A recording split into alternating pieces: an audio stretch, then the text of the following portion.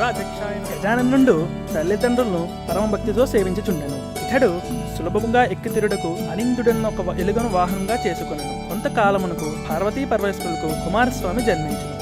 ఓం శాంతి శాంతి శాంతి.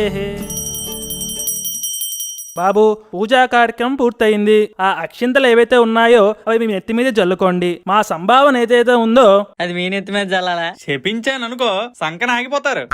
Sorry పంతులు గారు, ఇగోండి తీసుకోండి. గణేష, పండగ నీదే గాని ప్రసాదాలు మాత్రం మావే.